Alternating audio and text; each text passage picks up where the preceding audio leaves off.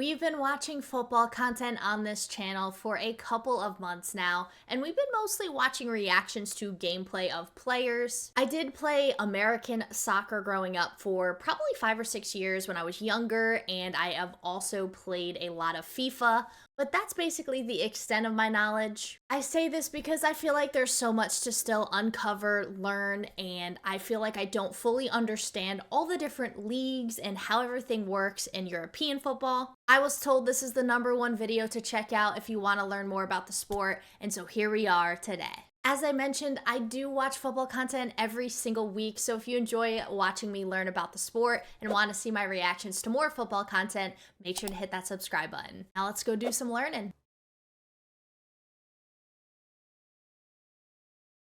In America. So I've been wanting to start following soccer for a while now, but as an American, I always found it complicated.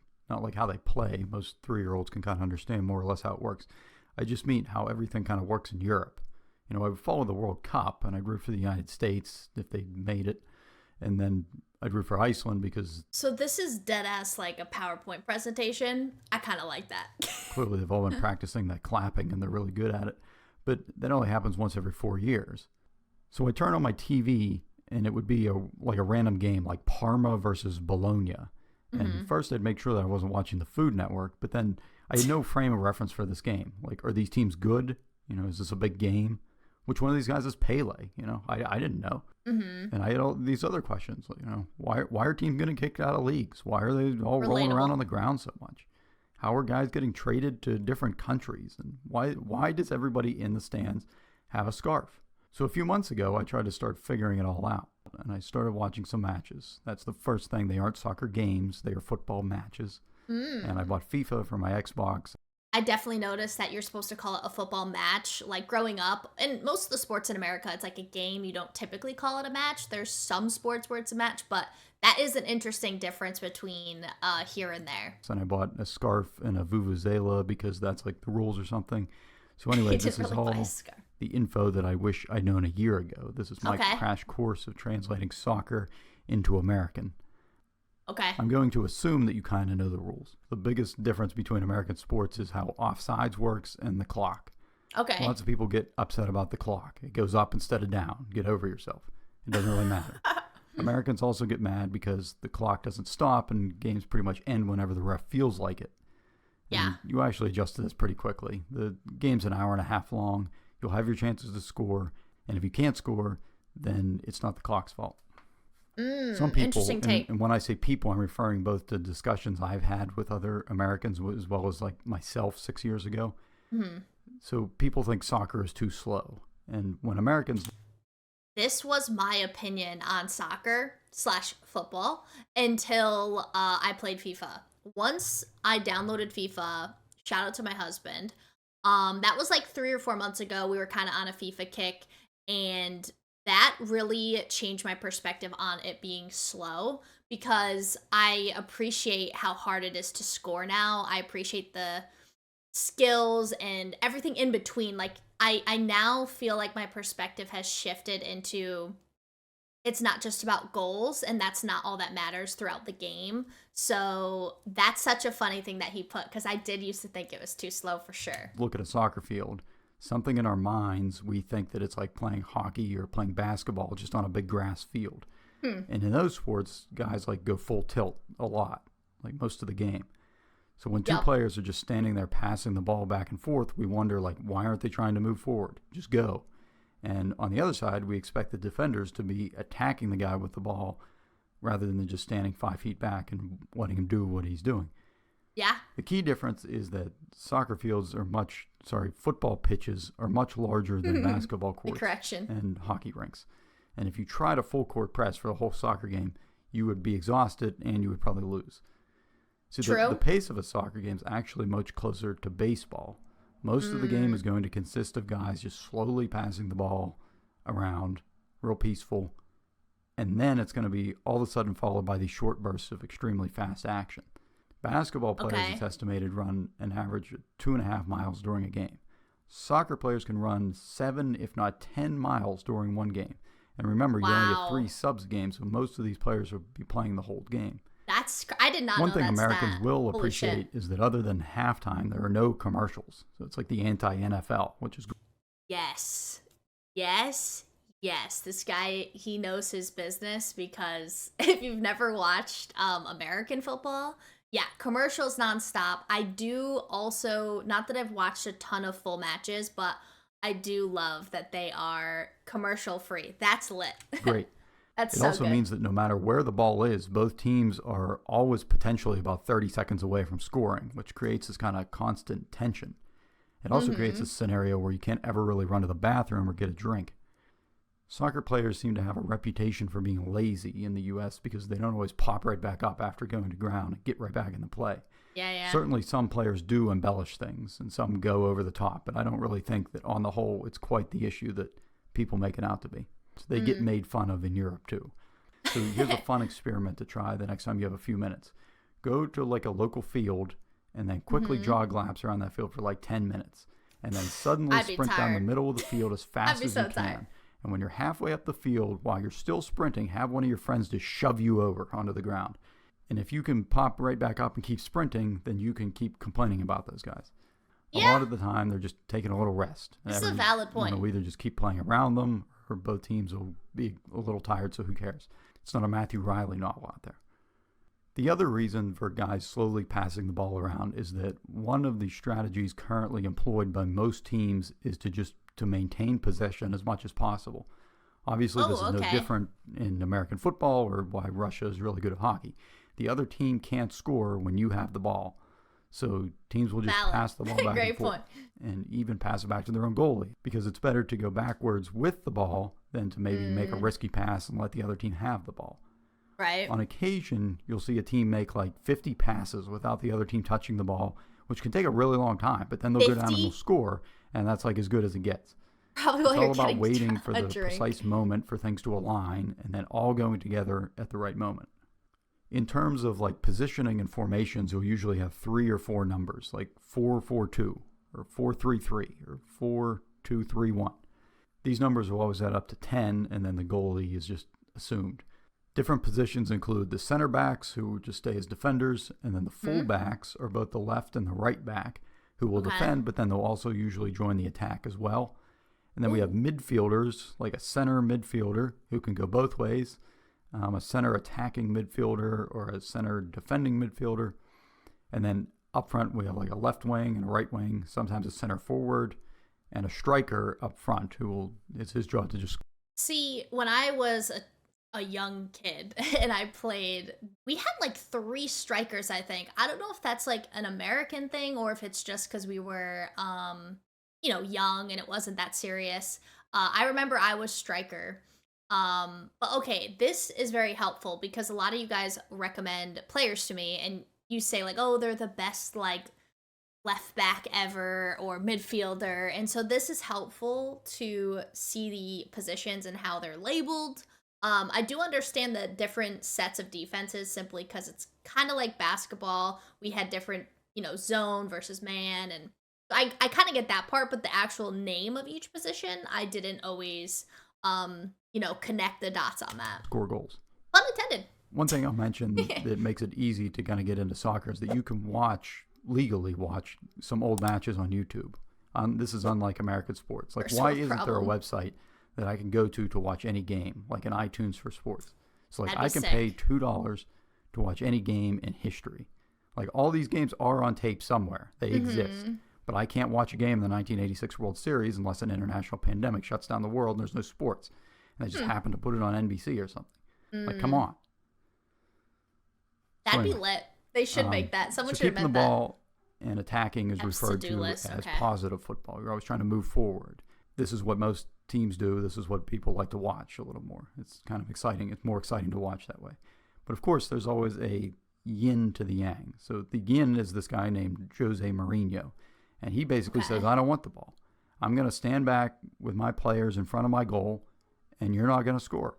And then every once in a while, when you're falling asleep and all your players are up in my zone, we're going to steal the ball and we're going to run down and score, which sounds a little bit risky, except that it actually does work if you do it well. And Jose's considered one of the best managers there is, and he has the trophies to back it up. He's won plenty of big tournaments with teams.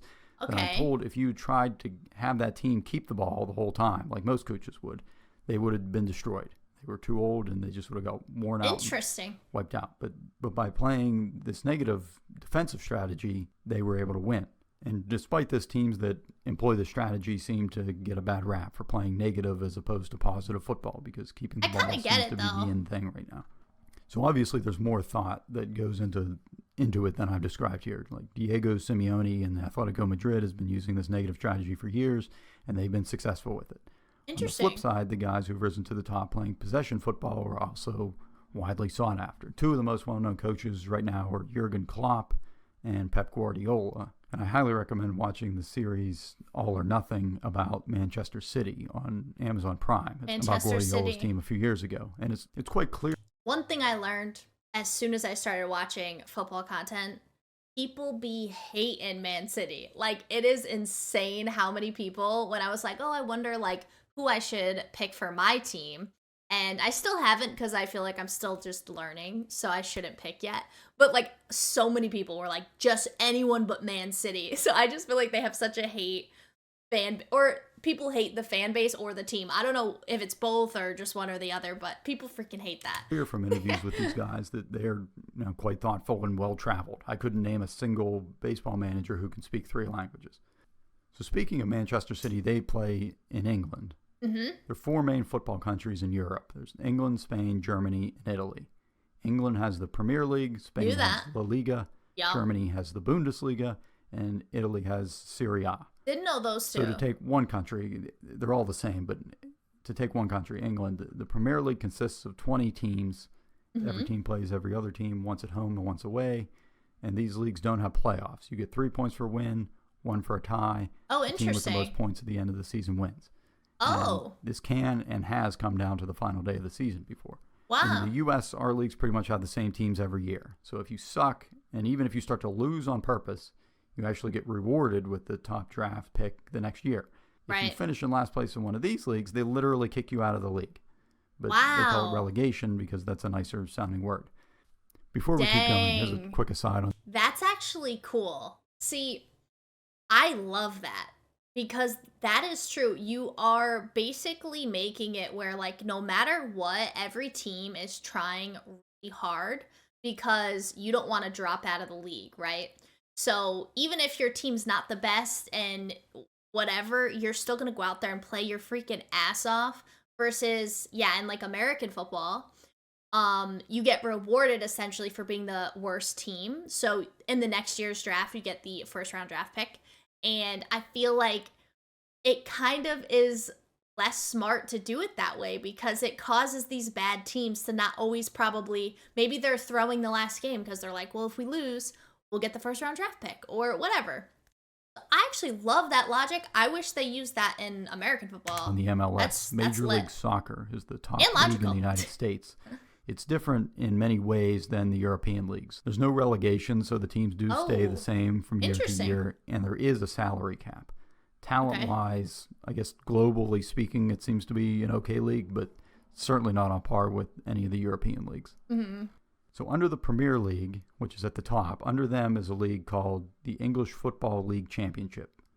The 3 teams who EFL. finish at the bottom of the Premier League are relegated to the Championship for the next season and replaced by Okay. 3 teams from the Championship.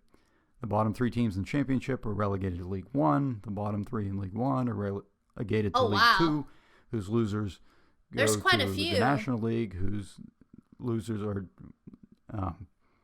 nobody really cares about them except the moms at this part, but you get the idea. Unless you really get into soccer, you'll never hear about anything below the Premier League again. But just so you're Interesting. aware of what's Okay. happening down there. This system does a EFL few things. First Championship. off, just because you're near the bottom of the standings, your games can still be extremely important. They still count because you're not trying to win the league anymore, but now you're trying to literally stay in the league. And the higher the league you're in, the higher the check you get from TV contracts. So it's kind of a big deal.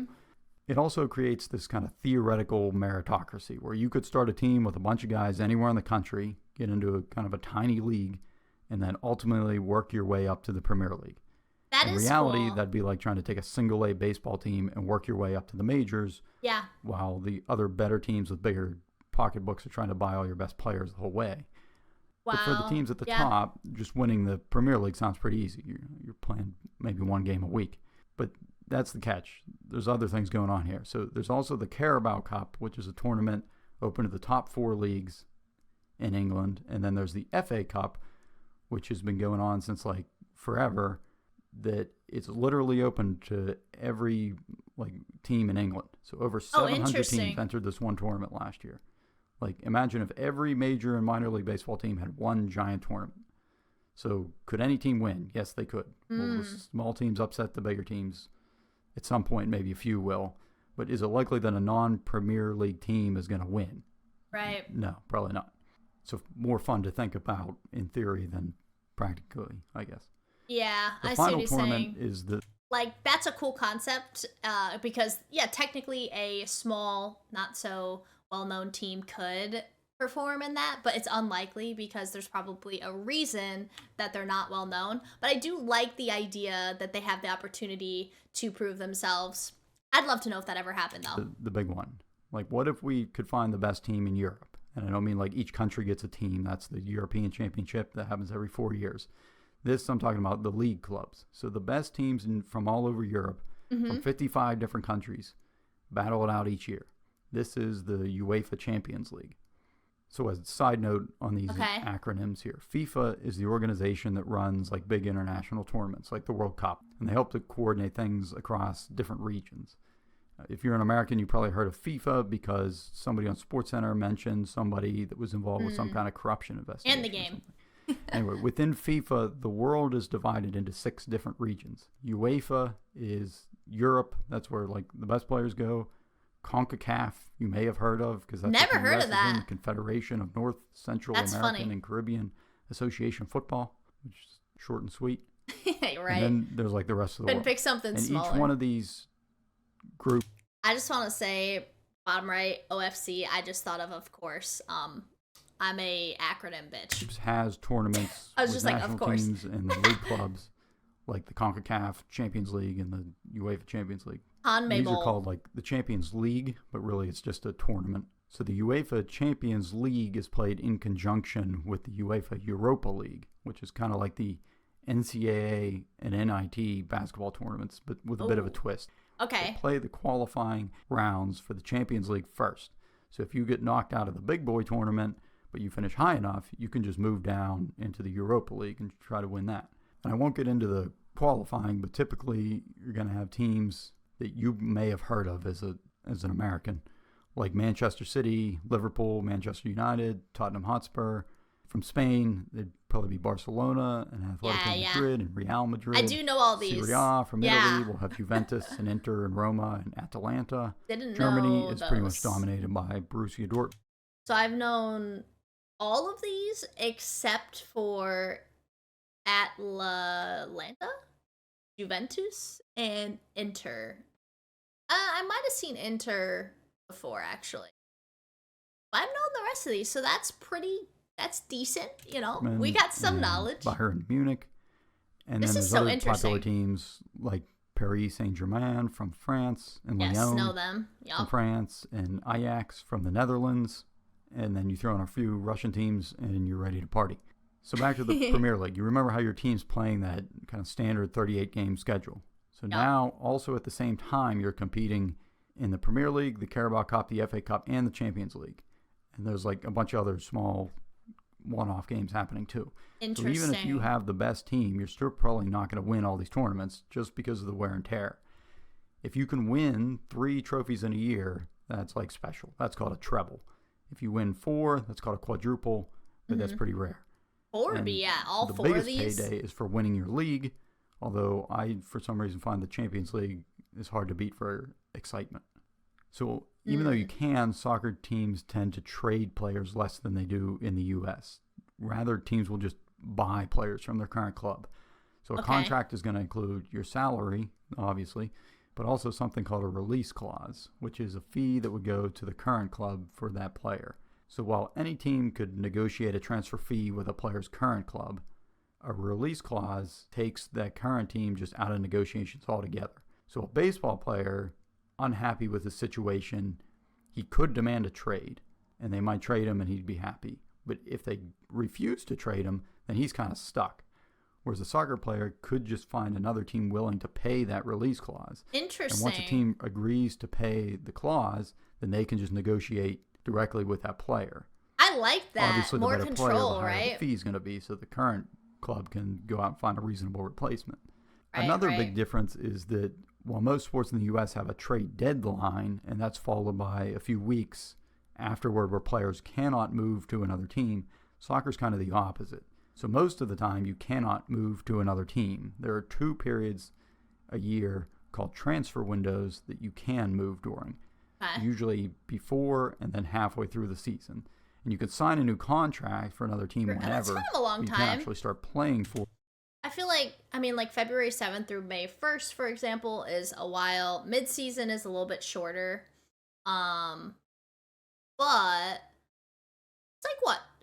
2 months for England. Yeah, I feel like I guess the United States and Canada have a larger transfer window, so maybe they were a bad person to start with. But the mid-season seems like it's much tighter. You have like a month to make your trades / I guess it's called the transfer.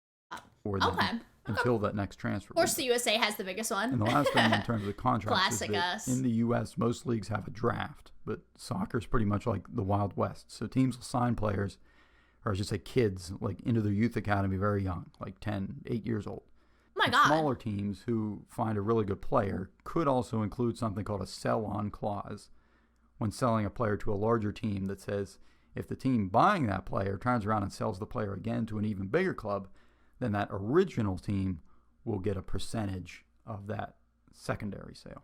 Interesting. All right, so if you're still here Wow. at this point, you probably want more. So what's next? Yeah.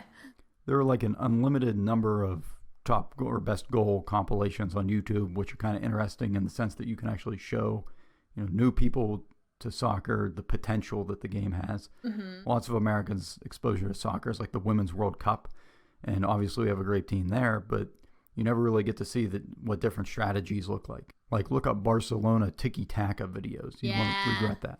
They make grown men look. I always thought it was tiki-taka.